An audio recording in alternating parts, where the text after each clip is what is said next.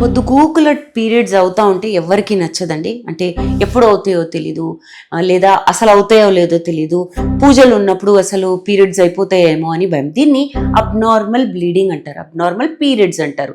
Abnormal అంటే ఏదైనా normal లేనప్పుడు 28 డేస్ నుంచి 32 డేస్ సైకిల్ ఉందనుకోండి మీది, 28 డేస్లో రావడం లేదా 30 డేస్లో రావడం, 32 డేస్ వరకు రావడం అనేది నార్మల్. దీనికన్నా తక్కువ దీనికన్నా ఎక్కువ ఉన్నప్పుడు అబ్నార్మల్ బ్లీడింగ్. ఇది ఎన్నో కారణాల వల్ల కావచ్చు. మీకు ఫైబ్రాయిడ్స్ ఉండొచ్చు, అంటే గడ్డలు ఉండొచ్చు గర్భసంచిలో, లేదా హార్మోన్స్ ఎక్కువ తక్కువ ఉండొచ్చు, థైరాయిడ్ లాంటివి. థైరాయిడ్ ఎక్కువ తక్కువ ఉన్నప్పుడు కూడా ఈ ప్రాబ్లం ఉంటుంది. ఎనిమియా ఉన్నప్పుడు కూడా ఈ సమస్య ఉంటుంది, అబ్నార్మల్ బ్లీడింగ్ ఎక్కువ అవడం. ముఖ్యంగా ఏంటంటే ఎండోమెట్రియోసిస్ అనేది కొంచెము బ్లీడింగ్ ప్యాటర్న్ ని డిస్టర్బ్ చేస్తుంది. ఎండోమెట్రియోసిస్ లో గర్భసంచిలో ఉన్న పొర టిష్యూ ఇంకెక్కడన్నా పెరుగుతుంది అనుకోండి, అది కూడా బ్లీడ్ అవ్వడం స్టార్ట్ అవుతుంది.